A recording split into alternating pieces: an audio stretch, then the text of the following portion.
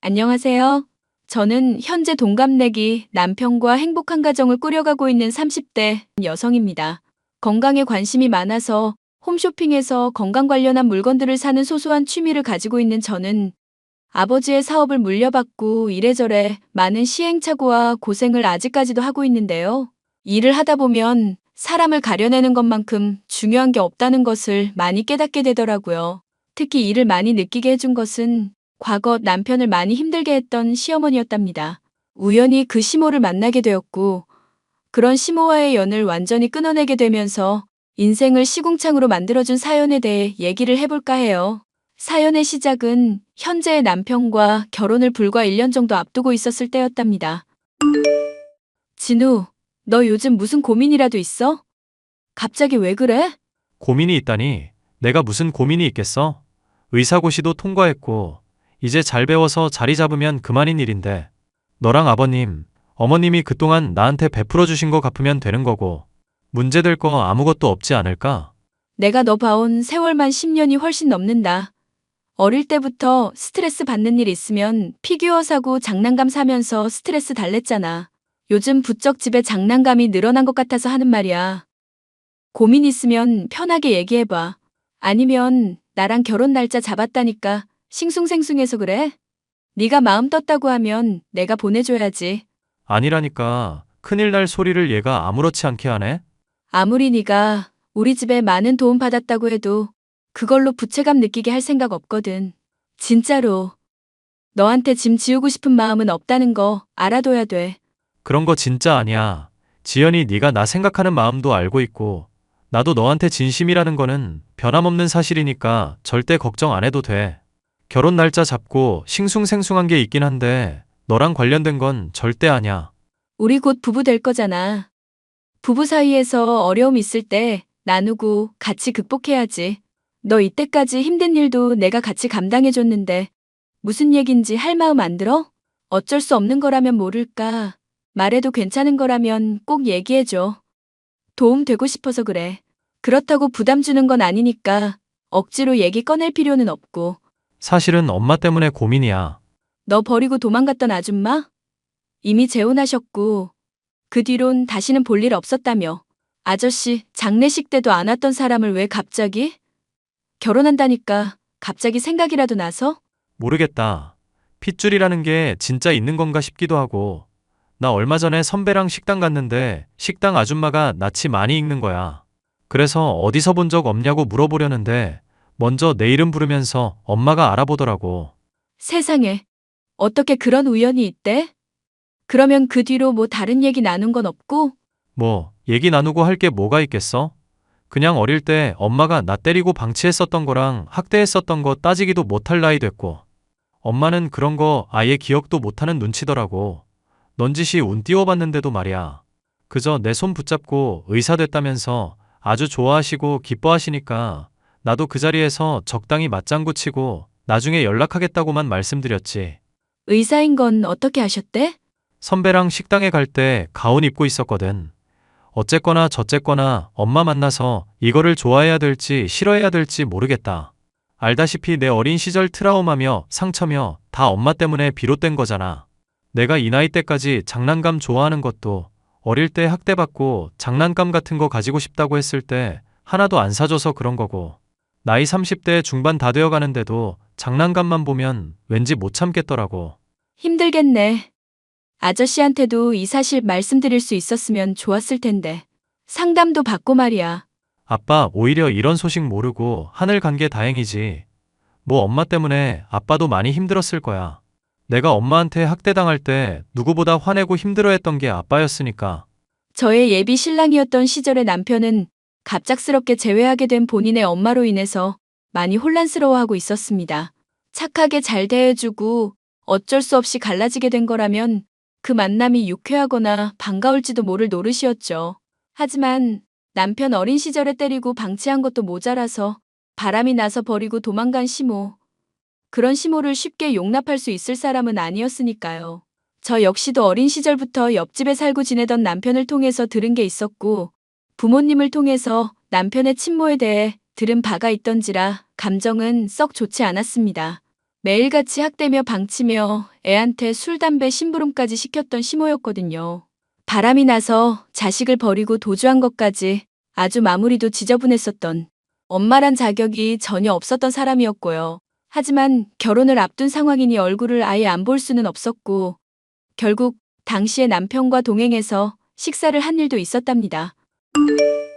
여기 식당이 너무 좋다. 나오는 반찬도 맛있고 특히 김치 이게 아주 잘 익었네. 그래, 지현이 너 아주 이쁘게 컸다, 이 아줌마.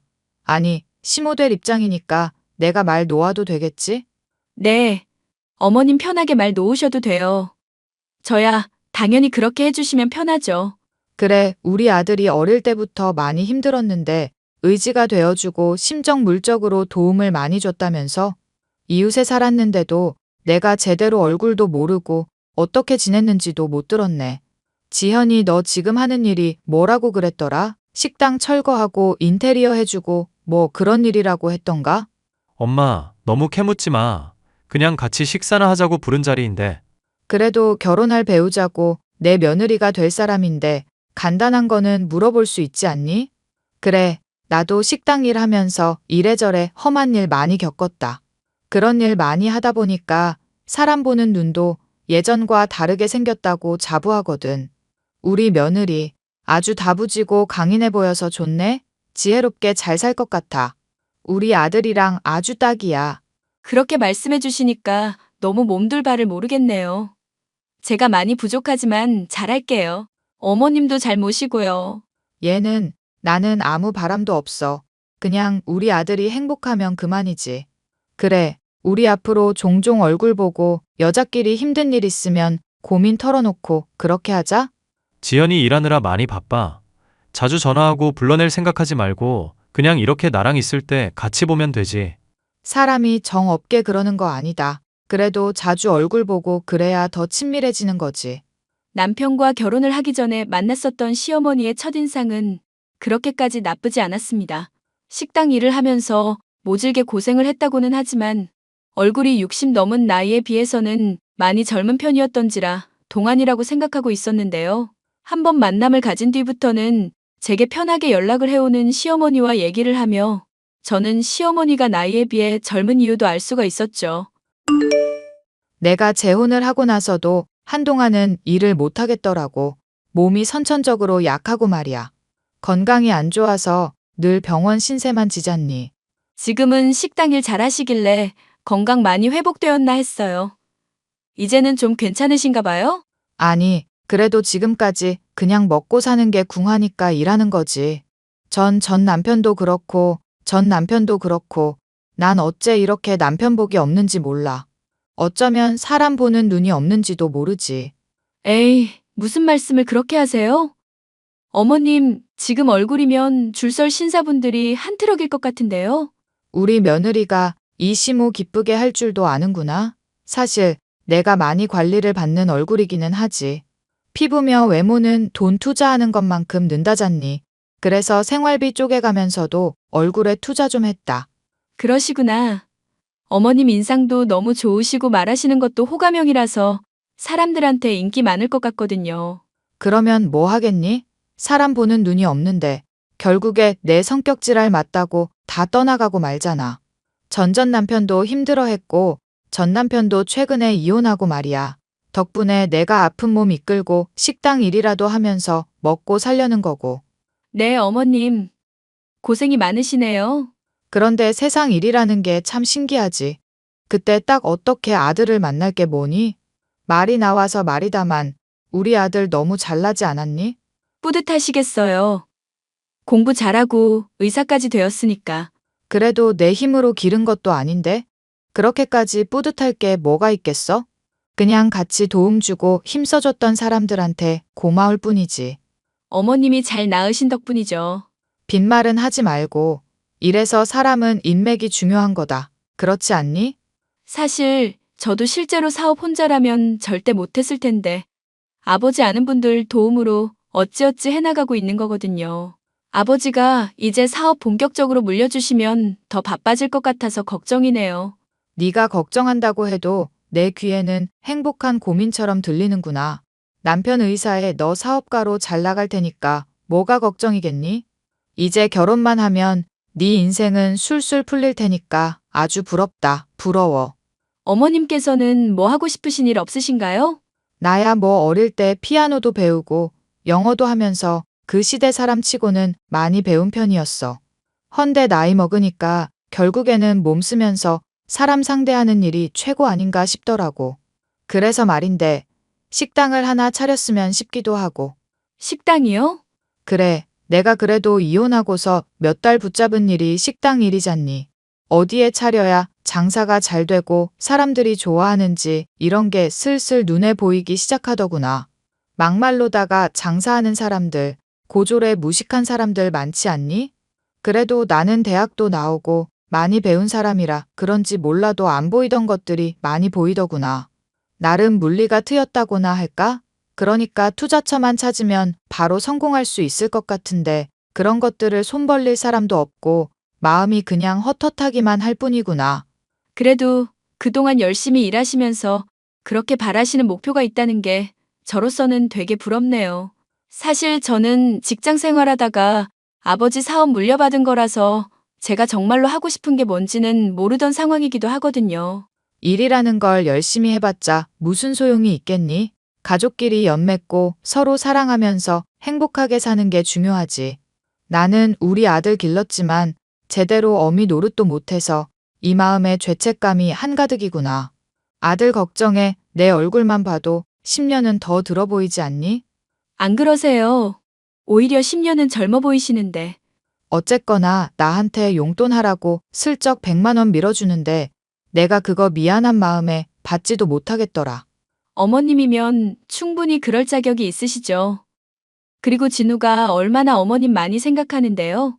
그게 정말이니? 나랑 같이 있으면 뚱한 모습만 보여서 솔직히 네가 하는 말이 납득이 잘 안 가구나. 진짜죠. 어머님 얘기도 종종 하면서 옛날 얘기도 꺼내고 이런저런 추억들도 말할 때가 있어요. 무엇보다 어머님이 불가피하게 그렇게 따로 살게 됐을 때 많이 힘들었다고 하는 게 결국 애정이라는 마음이 있기 때문에 힘든 거 아니겠어요? 그게 치유되면 저는 자리를 바로 잡고 오히려 전보다 더 끈끈해질 거라고 생각해요. 비 온 뒤에 땅 굳는다는 말도 있잖아요. 그래, 이제 내가 좀 사람 보는 눈이 생긴 것 같구나. 너 말하는 거 들어보니 아주 딱 떨어지는구나. 하기사, 안 그러면 아들이 왜 나한테 갑자기 용돈도 주면서 이제라도 챙겨줄 것처럼 그렇게 말과 행동을 했겠니? 네가 아주 말 잘했다. 우리 며느리가 아주 똑똑한 애구나.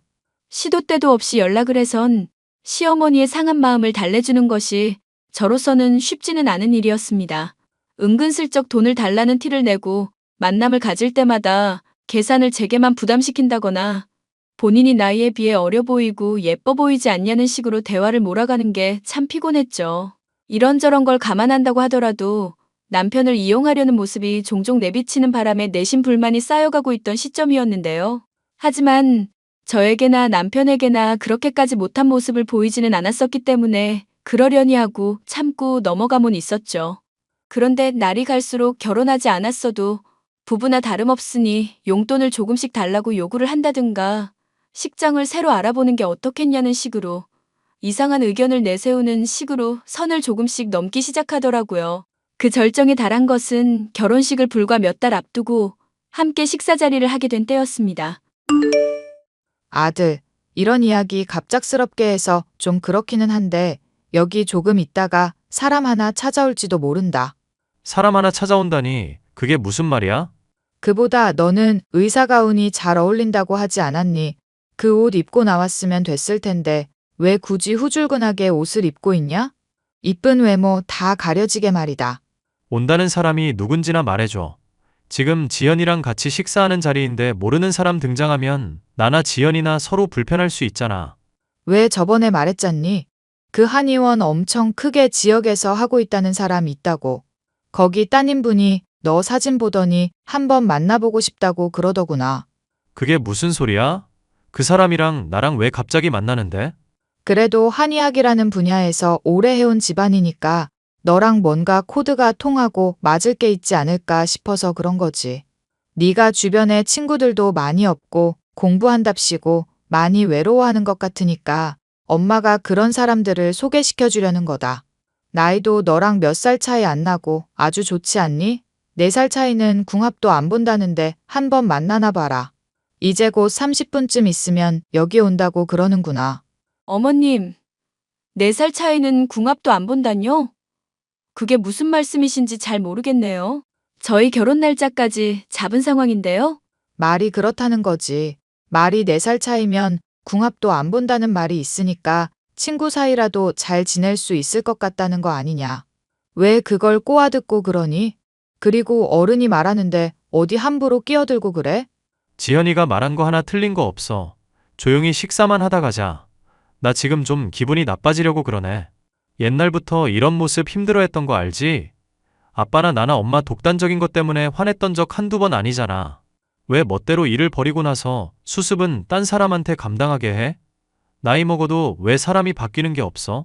난 그냥 오랜만에 만난 아들 자랑하고 싶어서 그랬던 거다. 거기라도 소개시켜줘야 주변에 소문도 나고 그럴 거 아니냐. 이 엄마가 또 이혼 겪고 식당일 한다고 사람들이 위로하는 척 뒤에선 비웃는 상황인데 내가 죽을 죄를 저지른 거니? 박복한 엄마 체면 좀 살려주는 게 그렇게 어렵니? 나중에 얘기하자. 나중에 일단 온다는 사람한테나 연락해. 볼 마음 없으니까. 그래, 내 인간관계를 네가 다 끊는구나. 어이구, 지 위한다고 고생을 해도 알아주질 않으니원. 시어머니의 도를 넘은 제안 때문에 남편이나 저나 많이 불쾌했었는데요. 결혼식을 앞두고 이런 문제가 생기는 게 너무 스트레스라 왈칵 눈물까지 났었던 저. 그런데 당시에 남편은 저에게 너무나도 미안하다면서 무릎까지 꿇으려는 기세로 사과를 하더라고요. 미안해. 지연아. 내가 이러려고 진짜 엄마 안 보려고 했었던 거야. 엄마가 한번 사람이 잘해준다 싶으면 선을 모르고 계속 넘는 사람이거든. 그러니까 앞으로 이런 일 있으면 내가 단호하게 얘기할게. 그동안 이런 일이 한두 번 아니었나 보던데? 어머님, 혹시 나랑 헤어지라고는 얘기 안 하셔? 나 화 안 내고 들을 테니까 솔직하게 얘기해줘. 그런 말 들으면 어떻게 화가 안 나겠어? 그래도 지연이 네가 생각한 게 사실이기는 해.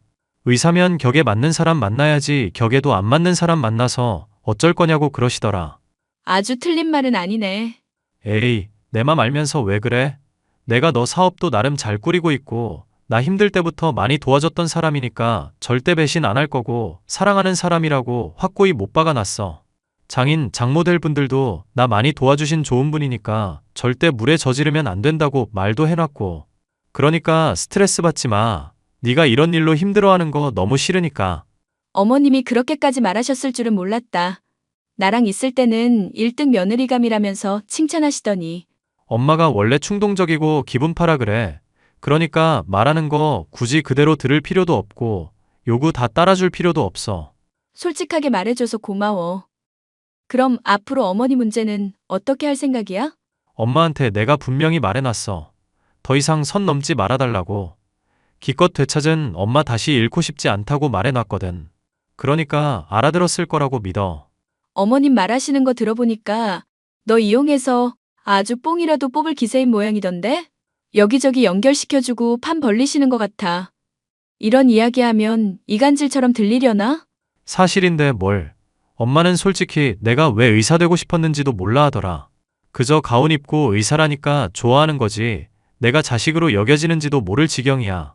성형외과 차리는 게 돈 많이 번다면서 싫다는데 권유하고 자기 성형수술 해달라고 하고. 어휴, 말만 해도 지친다 지쳐. 이제 더 그러면 그냥 연 끊으려고.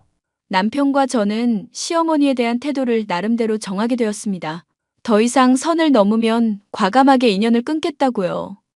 한번 시어머니가 선을 넘긴 했었지만 그러지 않겠다고 확답을 했다고 하니 저로서도 참고 넘길 수가 있었죠. 그런데 결혼식을 앞두고 한 달 전쯤 갑자기 시모는 저에게 말도 안 되는 제안을 하더라고요. 집에 찾아오라던 시모의 말에 방문을 해봤는데 성형수술을 해서인지 얼굴에 붕대를 감고 있었습니다. 어머님, 얼굴이 왜 그러세요? 내가 아무리 생각해도 속에 천불이 나와서 안 되겠다. 그래서 너한테 이야기를 하려고 이렇게 불렀는데 괜찮겠지? 무슨 일이신데요? 편하게 말씀해 주세요, 어머님.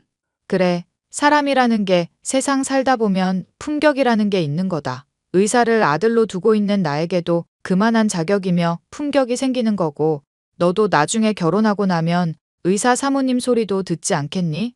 그게 단순히 돈을 많이 번다고 좋은 게 아니라 그런 이야기를 듣는다는 것 자체가 기쁜 일인 거고. 그렇지 않니? 내 말이 틀려? 어머님 말씀이 다 맞죠. 그런데 말이다. 생각할수록 이게 불공평하다 싶구나. 너는 내가 배 아파서 낳은 아들이랑 결혼하면서 이득만 가져가잖니? 내가 속물이라서 이렇게 계산적으로 따지려는 게 아니라 기본적인 셈은 하자는 거다. 무슨 말씀을 하고 싶으신 건지 잘 모르겠네요. 조금만 더 구체적으로 말씀해 주시면 어떨까요? 우리 아들이랑 결혼할 만큼의 품격이 너한테 있는지 그걸 증명받고 싶은 거다. 나를 얼마나 위하는지 알고 싶은 거고, 효자인 우리 아들을 위해서 네가 얼마만큼 나한테 잘해줄 수 있는지도 묻고 싶은 거고. 네, 어머님. 무슨 말씀인지 이해했어요. 정말 너 제대로 이해한 거 맞니? 그러면 물어보마. 우리 의사 아들이랑 결혼하고 싶은 마음으로 나한테 어디까지 해줄 수 있니? 어디까지 해줄 수 있다뇨? 자꾸 네가 뜸들이기만 하니까 단도직입으로 말하마. 결혼하고 싶으면 나한테 10억만 내놓거라. 네? 10억이요? 그래, 내가 대신 그 10억을 홀랑 다 받겠다는 얘기도 아니야. 네가 나한테 그렇게만 해주면 식당 차린 걸로 돈 벌고 다달이 너희들한테 받을 용돈 좀 덜 받고 하면서 그 10억 다 만회할 수 있게 해주겠다는 얘기다. 막말로 내가 죽고 나면 그 재산 누구한테 가겠니? 너희한테 다 가지 않겠니?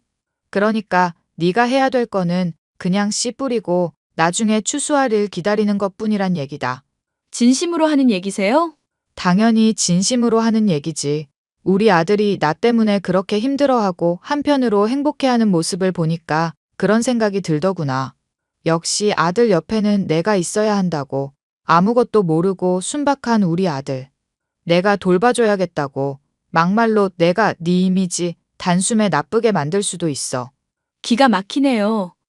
그리고 곧 결혼식 앞두고 있는데 성형까지 하시고 분명히 말렸는데도요. 이 엄마가 보지 않고 축복 않는 결혼할 아들이 아니다. 설마 하니 이 추한 꼴로 결혼식 참여하라 하진 않을 테고. 당장 결혼식부터 일정 취소하거라. 진짜로 원하시는 게 뭔데요? 말했잖니. 10억. 우리 아들 거의 넘어온 것 같은데 이 결혼 파토낼 수도 있는 사람이 나라고. 그러니까 잘 생각하고 잘 대답하는 게 좋을 거다. 줄 거니 말 거니? 알겠어요, 어머님. 인터넷 뱅킹으로 바로 싸드릴게요. 지금 10억 보냈으니까 확인해 보세요. 그래, 우리 며느리가 아주 말이 잘 통하네. 아주 똑똑해? 아니, 근데 보냈다더니 왜 돈이 입금이 안 되는 거냐? 내 계좌 저번에 알려주지 않았니? 설마 계좌번호 잘못 입력한 거 아니지? 잘못 입력은 아예 입력도 안 했다. 이 정신병자 할망구야. 내가 10억이라고 해서 정말 10억 줄 알았어? 그리고 10억을 어떻게 한 번에 이체할 수 있겠어? 그만한 돈을. 제발 세상 물정 제대로 알고 정신 좀 차려. 할망구, 너 말 다 했니? 내가 아들한테 너 지금 쌍욕한 거 다 일러줄까? 이게 결혼식 파토 나봐야 정신을 차릴래? 당장 무릎 꿇고 사과하거라. 무릎 꿇고 사과 같은 소리 하고 있네. 당신 아들을 당신은 너무 몰라. 이런 식으로 선 넘고 분수에 넘치는 욕심 부리는 거 세상에서 제일 싫어하는 사람이라고. 그나마 핏줄이라고 안 될 것 같은 인연 간신히 붙잡고 있던 사람한테 아주 영 끊어달라고 사정을 하는구나. 지금 있었던 일들이며 대화들 다 녹음해놨으니까 듣고 나서 잘 키운 아드님이 어떤 판단을 하시는지 지켜보기나 하세요. 너 말 다 했니? 이 요망한 것. 그래, 어디 한번 두고 보자꾸나. 내 아들이 누구 선택할지 내가 꼭 보여주고 싶어서 그래. 결국 시어머니는 자신의 위치나 상황을 제대로 파악하지 못하고 저에게 온갖 쌍욕을 해대더라고요. 저는 그런 내용까지 고스란히 녹음해 두었고 남편에게 이를 들려주었습니다. 시어머니가 함께 있던 자리에서 이를 듣고 있던 남편은 최후 통첩이 아닌 최후 통보를 했죠. 남편의 차가운 태도에 시모의 붕대가 감겨있지 않은 얼굴 부분으로도 시퍼렇게 질린 모습을 확인할 수가 있었던 저였죠. 엄마, 이제는 더는 못 견디겠다. 내가 사랑하는 사람한테 이렇게 상처 주고 막말하고 아들 이용하려는 사람을 내가 용납해야 할 이유가 없잖아. 나는 엄마한테 분명히 기회 줬어. 경고도 했고. 아들 갑자기 왜 그렇게 차갑게 말하고 그러니? 엄마 무서워지려고 그래. 엄마한테 분명히 얘기해뒀는데 이렇게까지 실수를 되풀이하니까 나도 더는 견딜 수가 없다고. 결혼식 앞두고 상견례 자리도 있을 거라고 했는데 멋대로 성형을 한다고? 빚 가뜩이나 많다고 해놓고 그 상황에 사채까지 써가면서 이젠 안 되겠다. 결혼하고 나서도 계속 사고 칠 것 같고 자꾸 엮이기 싫거든. 그러니까 그냥 우리 연 끊은 채로 살자는 이야기야. 그동안 줬던 돈은 안 돌려받을 테니까 앞으로는 연락하지 마세요.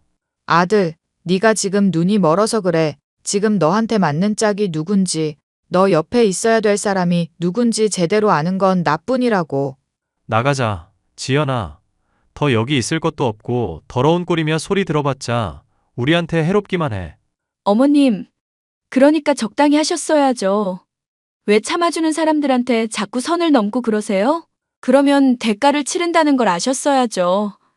한번 용서해줬는데도 또 이러셨으니까 정말 답이 없네요. 내가 잘못했다. 내가 선 넘은 거 잘못했다고 미안하단 말이다. 내가 이렇게 빌잖니? 애시당초 어머님은 지금 잘못을 빌 게 아니라 어릴 적 잘못부터 사과를 구하셨어야 해요. 바람 피우고 버리고 도망간 일에 대해서는 여지껏 사과 한마디를 없으셨다면서요? 지금 하는 말도 단순히 위기를 모면하려는 걸로밖에 안 들리네요. 그만하면 됐어. 나가자. 지연아. 아들, 며느라가 내가 잘못했다고 빌잖니? 분에 넘치는 욕심을 부리고 저희 사이를 갈라들려 했던 시어머니. 저희 부부는 결국 결혼식을 올리기 전에 아예 연을 끊어버리고 말았습니다. 결혼식이 끝나고 이사를 가려던 때에 나타나 스트레스 때문에 수술에 부작용이 생겼고 코가 뭉개졌다는 둥 온갖 추태를 벌이기에 연락을 차단하고 경찰에 신고를 했더니 지금은 보이지 않는 상황인데요. 성형 부작용으로 본인이 시술받은 병원 앞에서 1인 시위를 준비하고 있다는 것 정도만 들었을 뿐 그 뒤 소식은 모르는 상황이지만 앞으로도 영영 듣지도 보지도 않고 싶은 게 시모에 대한 이야기네요. 서로 끈끈하던 저희 부부의 사이를 갈라놓으려던 시모가 있었지만 결혼을 할 때의 마음가짐처럼 서로가 믿음을 가지고 함께 문제를 극복했던 것처럼 똑같이 행동하고 나아가야겠다 생각하는 요즘입니다. 사연 마지막까지 들어주셔서 너무나 감사합니다.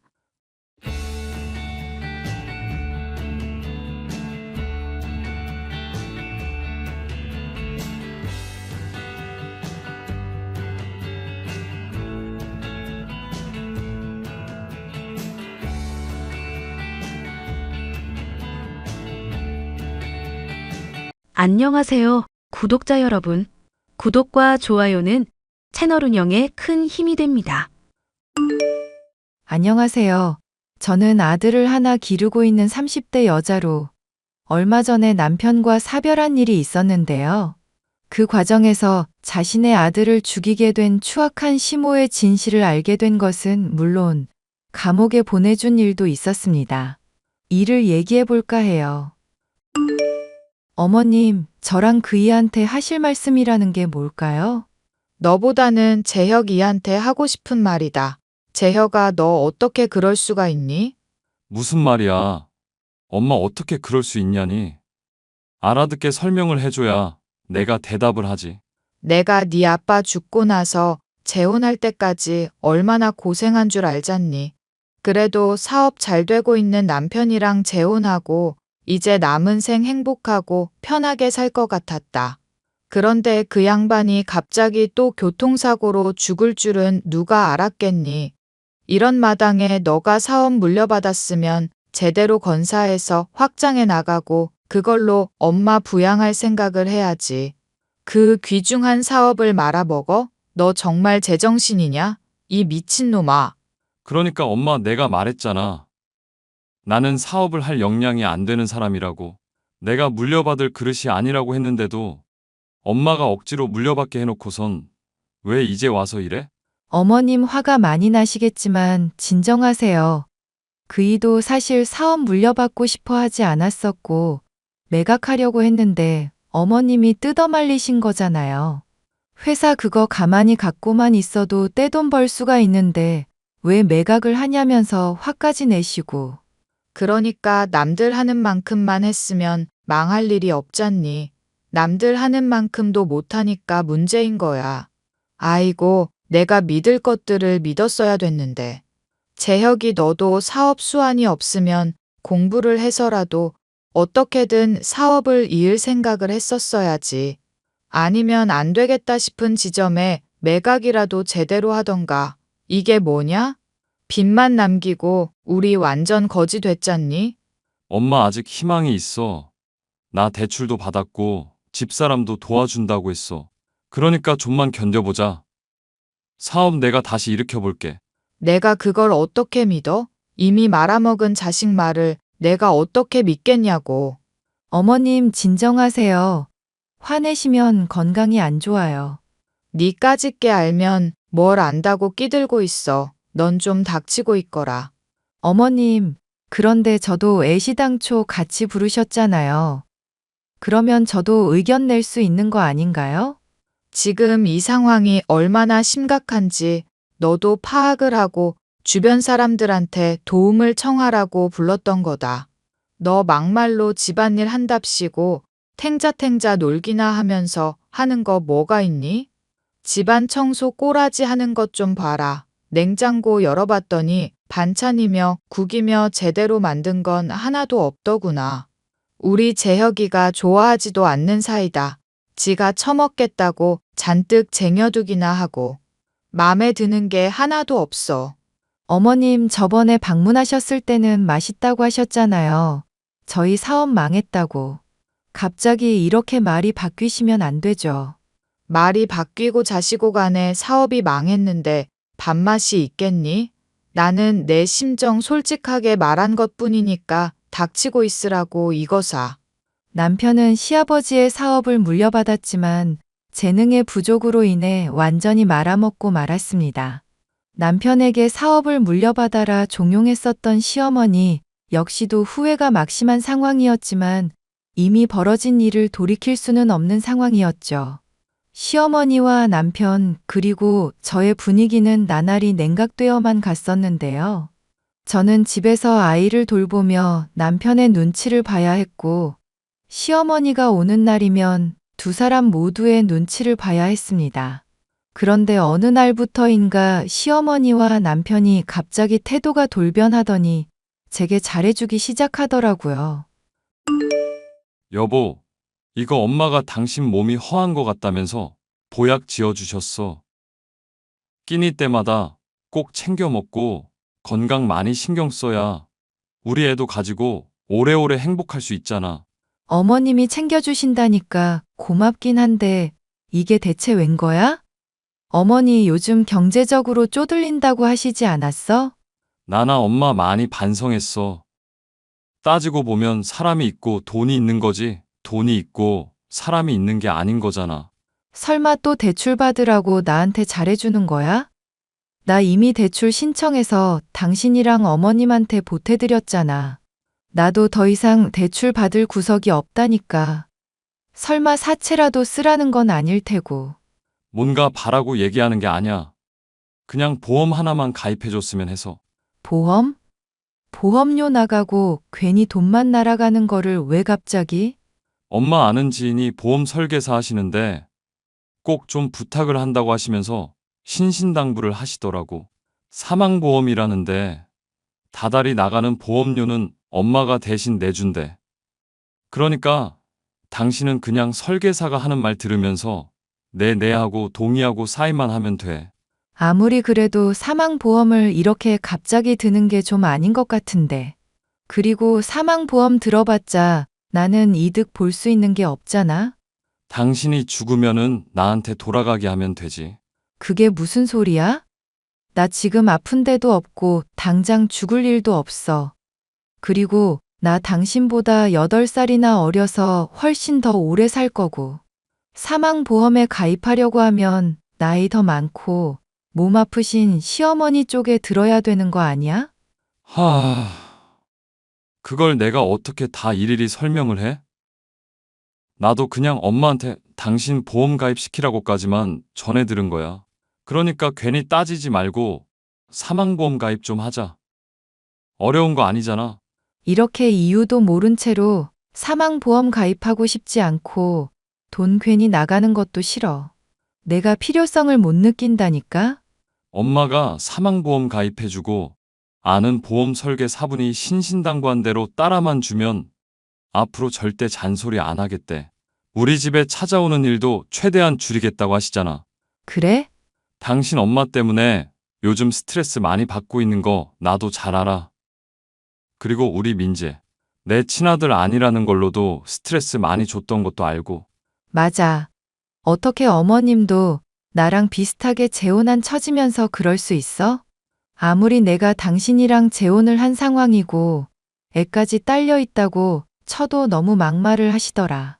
볼 때마다 아주 내가 눈치가 보여서 못 살겠다고. 그런데 요즘은 덜 그러시잖아. 많이 배려하고 있고. 이렇게 화해의 손길 먼저 내밀잖아. 그러면 이유를 모르더라도 한 번쯤은 그냥 따라줄 수 있는 거 아니야?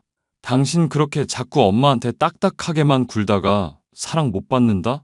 당신이랑 나랑 결혼한 지 2년 넘었는데 이 정도인 거 생각하면 어머니랑 나랑은 그냥 안 맞나 봐. 그나마 나 이뻐해 주시던 시아버지까지 돌아가셨으니 나도 마음이 많이 안 좋아. 아빠 죽은 거야 어쩔 수 없는 일이라지만 살아남은 우리라도 행복하게 잘 지내야 되지 않겠어? 그러니까 우리 가족끼리 화목하기 위해서 조금만 신경 쓰고 배려하자. 당신이 사망보험 꼭 가입해줬으면 좋겠다. 응? 그럼 나도 조건이 있어. 당신도 똑같이 가입해. 뭐? 나까지? 우리 부부잖아. 그리고 당신이나 나나 서로 한 사람 위험하게 됐을 때 혹은 잘못됐을 때 남은 사람이라도 도움받을 수 있으면 좋잖아. 그래, 그렇게 하자. 안 그래도 엄마가 그 말도 하더라. 당신이 가입하기 싫어하면은 부부 동반으로 가입하라고. 그러면 보험 설계 사분이 이래저래 혜택 신경 써준다고 하더라고. 나도 자세한 내용은 모르지만 우리 둘 다 가입하면 좋은 거지 뭐. 얼마든지 그렇게 해. 생각보다 흔쾌히 결정을 내리는 저를 보며 남편은 매우 만족했는데요. 사망보험만 가입하면 잘 대해줄 거라는 남편의 말이 거짓이 아니었던 건지 그날로부터 시어머니의 태도는 더욱 호의적이 되었습니다. 여전히 형편은 어렵지만 가족이 다시 화목해진다는 사실에 좋기만 하던 저였지만 그날로부터 남편은 점점 이상한 모습을 보이기 시작했는데요. 여보, 나 공포 영화며 스릴러며 이런 거 심장 떨려서 못 본다니까. 왜 자꾸 요즘 드라마며 영화며 이런 범죄물만 봐? 애시당초 우리가 맞선으로 결혼한 사이라 서로 잘 아는 것 없다지만 너무하네. 나 어릴 적부터 추리소설이며 만화 같은 것들 좋아했었어. 나는 이렇게 심장 쫄깃한 게 좋더라고. 내가 무섭다고 말하잖아. 요즘 취직자리 구하는데 신경은 하나도 안 쓰고 맨날 드라마나 영화만 보고 있고. 솔직히 말해봐. 대체 이런 걸 보는 이유가 뭔데? 당신 누구 죽일 사람이라도 있어? 완전 범죄 뭐 그런 거 꿈꾸고 있는 거 아니야, 혹시? 무슨 말을 그렇게 흉하게 해? 완전 범죄라니? 당신이나 나나 집에 이렇게 가만히 있을 때 함께 있으면 즐길 만한 거리도 없잖아. 취미라도 공유하고 있으면 좋은 거지. 이런 범죄물이 딱 내 취향이라고. 그런 얘기를 한 번도 안 하더니 이제 와서 이런다고?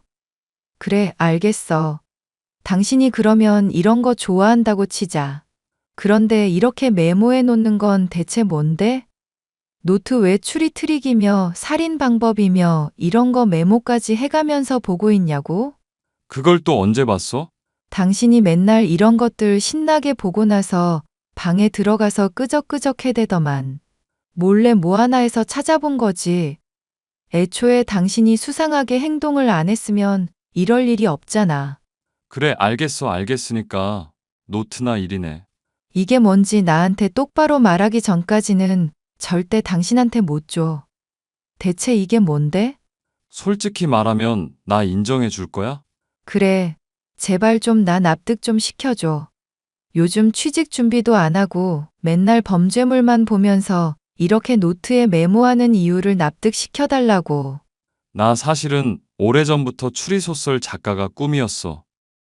그런데 그 꿈 엄마 때문에 접고 있었거든. 더 이상 내 꿈 방치해두고 싶지 않아서 그런 거야. 그러니까 노트나 이리 줘.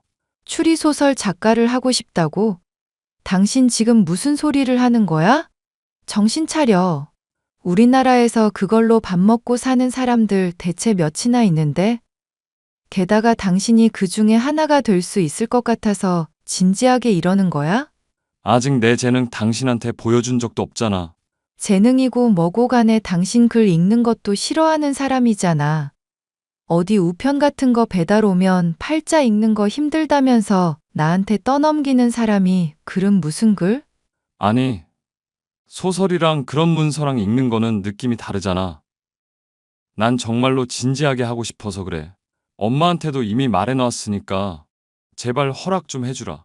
너무 뜬금없어서 그렇지. 나는 당신이 하는 일을 지지해주고 싶어. 그런데 성공할 건덕지가 조금이라도 높은 쪽으로 지지해주고 싶은 거야. 아니, 괴롭지만 나는 꼭 이걸 해야 된다고. 내가 이때까지 실수해 온 것들, 그런 것들 한 방에 다 만회하려면 꼭 성공해야 되니까 방해 좀 그만하자. 자꾸 나 방해하면 나 술 마신다? 내가 취해가지고 주사 부리는 거 한번 보여줘? 당신이 취직하려고 준비하는 동안 생활은 어떡할 건데? 돈은 엄마가 해준다고 했어. 그러니까 걱정하지 마. 엄마한테도 이미 허락받은 일이야. 어머님이 이 일을 허락하셨다고? 당신이 추리소설 작가 되겠다는 걸? 자꾸 따지지 말고 노트나 빨리 달라고. 이리 줘. 갑자기 추리소설 작가가 되겠다면서 범죄물을 열심히 보고 있는 남편. 남편은 자꾸 잔소리를 하면 귀를 틀어막고 아무 말도 듣지 않는 사람이었기에 더 따지지 못했습니다. 그렇지만 여전히 저는 이런 이야기를 믿기 어려워 시어머니에게 연락을 했는데요. 어머님, 남편이 추리소설 작가가 된다고 하던데 어머님도 이미 들으셨나요? 지지해 주신다고 하셨는데 그게 진심이신지 궁금해서요. 나는 내 아들 재혁이 꼭 믿고 있어. 걔가 정말로 죽여주는 이야기 쓸 거라니까. 그리고 그걸로 대박 터뜨릴 거고. 그러니까 믿고 있으렴. 어머님이 그렇게 말씀하시니까 저도 믿고 싶기는 하죠. 근데 남편 이제 나이 30 후반이고 직장 준비하려고 해도 쉽지 않은 상황이잖아요. 갑자기 추리소설 작가라니 너무 뜬금없는 것 같아서요. 평소부터 그런 쪽으로 공부해 오고 취미 같은 게 있는 사람이었으면 제가 믿고 지지라도 하죠. 너 내가 요즘 잘해주고 있다고 슬슬 말을 막 하기 시작하는구나. 우리 재혁이 본격적으로 하지 않아서 그렇지.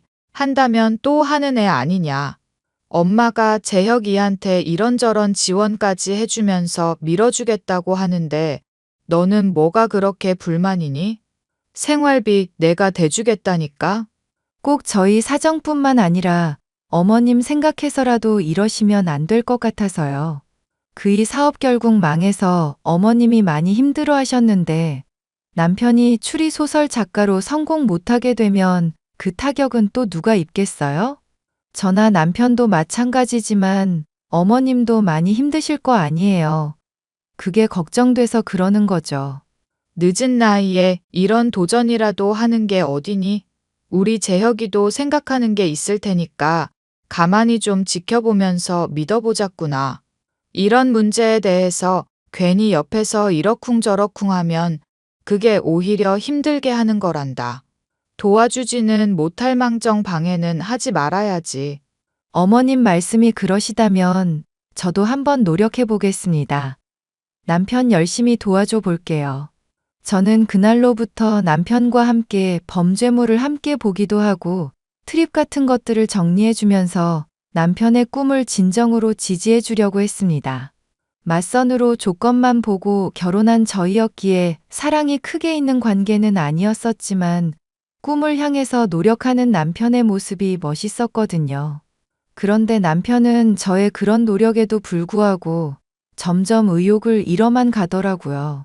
추리소설 작가로 성공하겠다는 초반의 열정은 어디 간 것인지 매일같이 술을 먹어대기만 했죠. 여보, 어머님도 나도 진정으로 당신 지지해주고 있잖아. 그러면 당신이 이러면 안 되지. 추리소설 작가로 성공할 거라며, 대박 터트릴 거라며. 아는데 자꾸 술이 들어가는 건 어떡하냐? 술 좀 그만 좀 마셔, 제발. 솔직히 나 엄마가 바라는 대로 살고 싶지가 않아. 그런데 실수 만회하려면 어쩔 수가 없어. 나도 괴롭다고. 그러니까 그 실수 만회하려고 추리소설 작가로 대박 터트릴 거라며? 지금 대체 무슨 소리를 하는 거야? 신세 한탄만 하면서 왜 주저앉아 있기만 해. 엄마가 자꾸 도와준다고 하는데 나 정말 미치겠다고. 시모가 도와준다고 하는데도 오히려 그게 심란하다며 이상한 말을 하던 남편. 매일같이 술만 퍼마시던 남편은 제가 사망보험에 가입한 지 10개월 정도가 지났을 무렵 결국 사고를 치고 말았습니다. 제가 욕조에서 물을 받아놓고 아들을 씻기고 있었는데 평소보다 더 술에 취한 상태로 욕실에 들어오더니 제 머리를 말려주겠다며 헤어 드라이기를 작동시키고 다가오더라고요. 당신 지금 뭐 하는 거야? 헤어 드라이기 끄고 당장 선반에 올려둬. 위험하잖아. 아니, 내가 당신 머리 말려주려고 그러지. 괜히 젖은 몸으로 나갔다가 감기 걸리면 안 되잖아. 우리 마누라. 욕조에서 애 지금 씻기고 있는데 감전이라도 되면 어떡하려고 그래? 왜 그렇게 사람이 생각이 없어? 생각이 없다고? 내가 누구보다도 생각이 많은 사람이야. 너가 알면 뭘 안다고 그래? 잠깐만. 여보 맨발로 자꾸 움직이지 마. 바닥 미끄러워서 위험하다고. 대박 터뜨려야 하는 거 알겠는데 나도 이거 못 해먹겠다고. 알 수 없는 말을 하며 다가오던 남편은 헤어 드라이기를 본인의 머리에 내리쳤는데요. 다행히도 헤어 드라이기에 전선이 뽑혀 별다른 위험은 없었죠. 이런 일이 있고부터 남편이 스트레스를 많이 받았구나 생각이 들고 한편으로는 남편이 저를 죽이려고 했던 건가 의심이 들기도 했습니다. 그런데 사망보험금이 나오기까지는 1년 정도 시간이 걸린다는 것을 계약 때 들어 알고 있었기 때문에 그런 가능성은 떠오르지 않더라고요.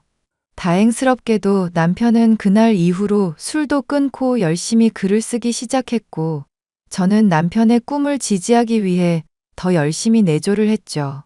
그로부터 몇 개월이 지나고서 남편은 공모전에 작품을 출품하였고 발표 날을 기다리게 되었습니다. 여보, 나 그동안 도와줘서 고마워. 당신이 도와주니까 나도 할 수 있겠다는 확신이 들더라. 추리소설 작가 하겠다고 처음 당신이 말했을 때는 무슨 말인가 했었는데 진지하게 노력해줘서 고마웠어. 도중에 술도 끊고 정말 열심히 해줬잖아. 당신이 없었으면 여기까지 못 왔을 거야. 그리고 정말 미안해. 미안하다니 그게 무슨 말이야? 나는 오히려 결혼 초 때보다 당신이란 사람을 더 잘 알게 된 것 같고 그래서 행복해. 물론 당신이 술 마셨을 때는 정말 싫고 무서웠지만 그것까지 포함해서 미안하다고 말하는 거야. 특히 내가 욕실에서 당신 머리 말려주려고 했었던 때는 정말 많이 무서웠지? 내가 다시 한번 진심으로 사과할게. 됐어. 이미 지난 일인데 대신 앞으로는 절대 그러지 마. 나 그때 당신이 나 죽이려는 건 아닌지 싶어서 정말로 무서웠다고. 그래, 내가 나쁜 놈이지. 당신이 이렇게 날 아껴주는데. 참, 어머님이 나보고 집에 오늘 한번 들리라고 하시더라. 꼭 당신도 데리고 오래. 난 안 가. 솔직히 엄마랑 더는 얘기하기도 싫어. 어머니랑 무슨 일 있어? 요즘 당신이랑 어머님이랑 만나면 표정이 서로 안 좋은 것 같아서 그래. 당장 어제만 해도 어머님이 당신한테 언제쯤 대박 터트릴 거냐며 독촉 같은 거 하고 계시는 것 같던데. 결과 조금만 기다려보라고 말씀드려봐. 알겠으니까 더는 얘기하지 마. 내가 나중에 다 알아서 할 테니까. 시모의 집에 가지 않겠다던 남편을 내버려 두고 저는 시어머니의 집에 홀로 방문을 하게 되었는데요. 저는 시어머니의 집에 다 당도해 갈 때쯤이 되어서야 제가 날짜를 착각했다는 것을 깨달을 수 있었습니다. 남편의 공모전 문제며 아이를 키우는 주부로서 분주하게 일하다 보니 날짜를 깜빡했던 것이죠. 그래도 온 김에 시어머니와 얘기도 하고 남편을 좀 더 지지해달라 부탁을 드리려 저는 방문을 했는데요. 집은 비어 있었고 컴퓨터만 켜져 있는 것을 볼 수 있었습니다. 그런데 시어머니가 남편에게 잔뜩 카톡을 보내두었더라고요. 얘, 너 대체 무슨 생각이냐? 재혁이 네가 처리하라고 말을 했는데 그게 그리 어렵니? 무슨 생각을 하고 있는 거냐? 엄마, 내가 안 한다고 했잖아. 하기 싫다고. 그러지 말고 이 엄마가 시키는 대로 해. 이 엄마가 너한테 안 들키고 죽일 수 있는 방법들 아이디어 잔뜩 줬잖니. 그런데 그걸 못하겠다는 거니? 이 멍청한 놈. 엄마 아무리 생각해도 이건 아니야. 돈 때문에 사람을 죽인다는 건 말도 안 되는 일이라고. 그것도 애까지 키우고 있는 아내를 죽이라고? 제발 이제 그만해, 엄마. 이런 멍청한 놈 같으니 네가 말아먹은 사업 다 복구해야 될 거 아니냐. 그리고 네 새끼도 아니잖니. 걔랑 결혼한 지 오래된 것도 아니고 정도 별로 없고. 난 그 사람 진심으로 사랑해. 결혼한 아내고 나 누구보다도 믿어주고 지지해주는 사람이야. 하등 의미 없는 소리 그만 짓거려라. 사망보험금 타면 그걸로 훨씬 더 예쁘고 착한 여자 한 트럭은 만날 수 있다. 너도 그 모지리 같은 년이랑 같이 살다 보니까 더 멍청해지는 거니? 아니, 1년이 되기도 전에 걔를 죽이려고 하면 어떡하냐? 도중에 그만둬서 다행이었지만 걔가 의심하면 어떡할 뻔했니? 덕분에 돈도 못 받고 다 망할 뻔했잖니. 사망보험금 받으려면 1년은 최소 지나야 된다고 내가 몇 번을 말했어? 건성으로 듣더니 내가 이럴 줄 알았다. 또 그 얘기야. 내가 술 마시고 정신이 없었다고 했잖아. 상식적으로 보험금 받으려고 추리트릭이며 살해 방법이며 이런 것들 공부하는 건 사람이 할 짓이 아니더라. 몇 개월 넘게 그거 하느라고 정신 나갈 것 같았다고. 이제 나 좀 그만 괴롭혀. 너 설마 추리 소설인지 뭔지로 진심으로 생각해서 이러는 거냐? 아서라 아서. 너는 그런 쪽으로 재능이 하나도 없는 애다. 그냥 엄마가 시키는 대로 하면서 그저 사업이나 잘 일구어 가면 되는 애라고.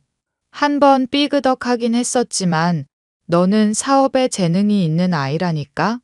내가 하는 일 응원 안 해주고 믿지도 않는 엄마 말 더 듣기 싫어. 나 바쁘니까 앞으로 연락하지도 말고 집에 찾아오지도 마. 네가 안 하면 내가 한다고 분명 말했지. 1년 넘었으니까 이제 열매만 따면 되는 상황인데 왜 기다리며 시기를 놓치고 있어, 이거사. 차단할 거니까 그렇게 알아. 참, 내가 어제 개 먹는 사이다에 농약 넣어놨다고 말하는 걸 깜빡했구나.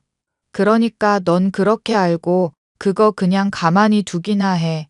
핑계는 엄마가 생각해 볼 테니까 그렇게 알아두고 절대 먹지 않도록 조심이나 하라고. 예, 재혁아, 너 이거 왜 숫자가 안 사라지는 거냐? 왜 답변을 안 해? 너 설마 지금 EM이 차단한 거냐?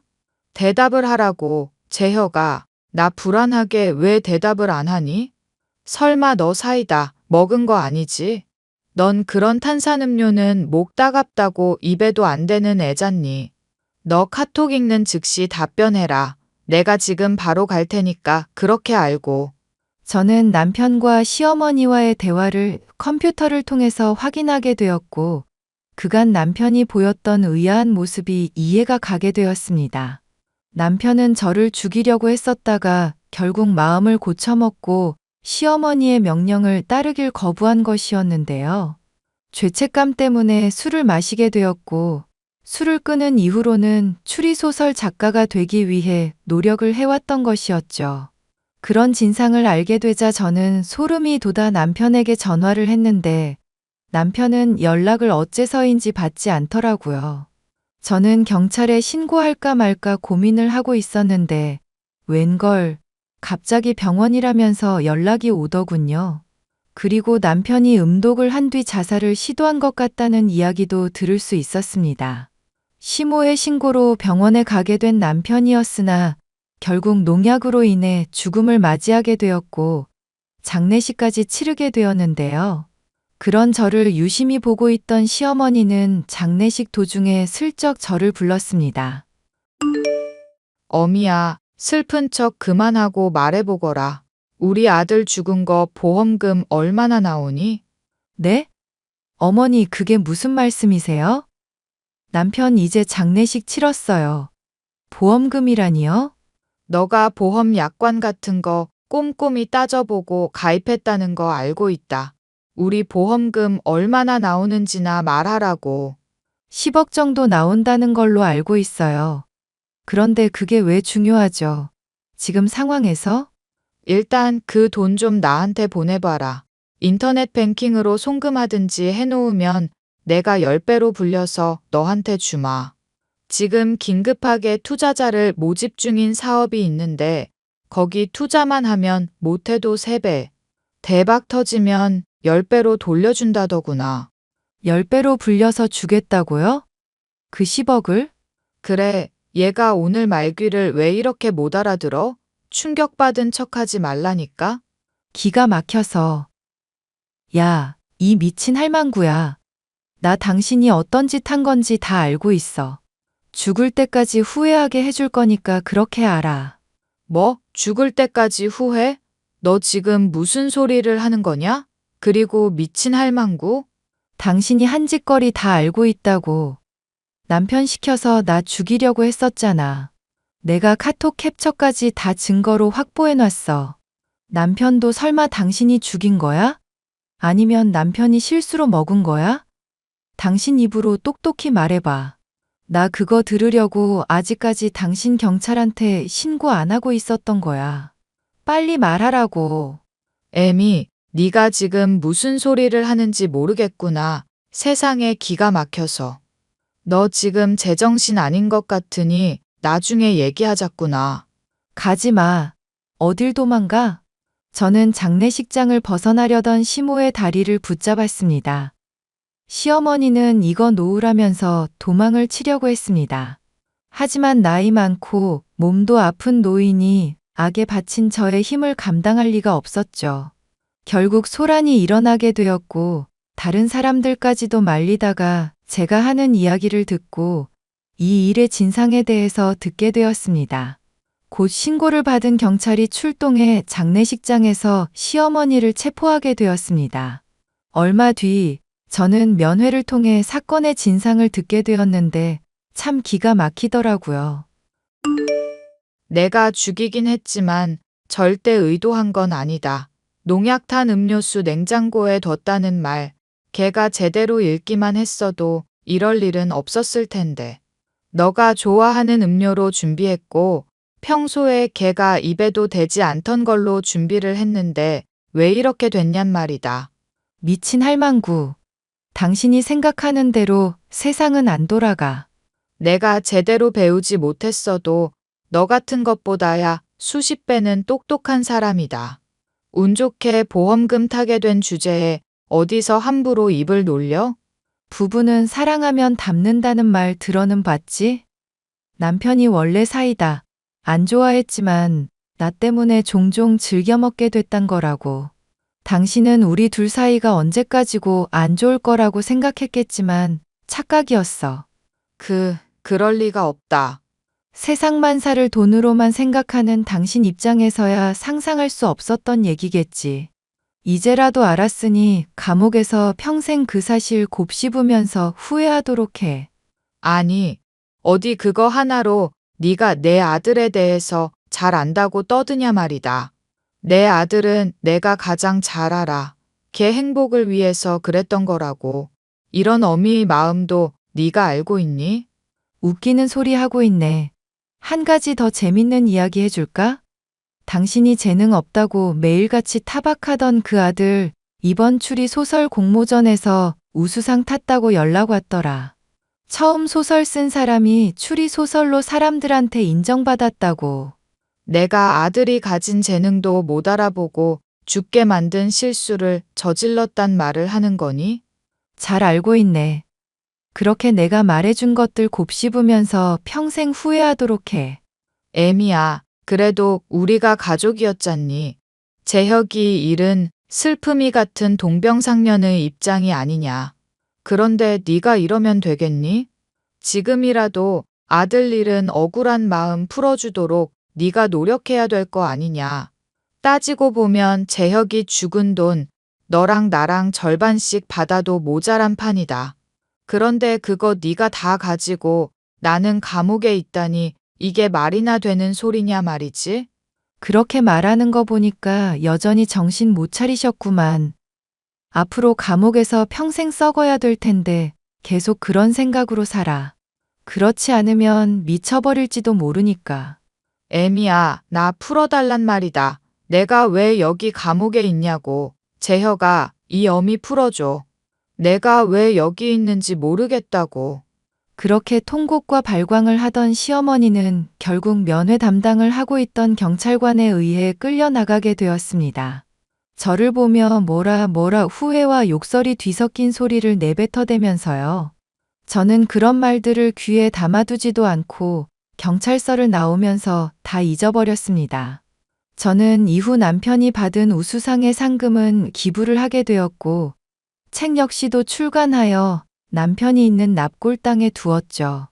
저를 죽이려던 남편이 뒤늦게 마음을 고쳐먹고 새 사람이 되려고 했었는데, 그런 사람이 뒤늦게 절 죽이려던 시어머니 때문에 죽게 된다니 참 세상사가 어떻게 흘러갈지 예측이 힘들다 싶더군요.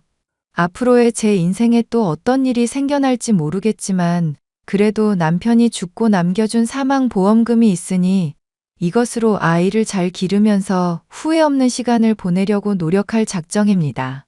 그게 홀로 아이와 함께 살아남은 저의 일이라 생각하면서요. 사연 끝까지 들어주셔서 감사합니다.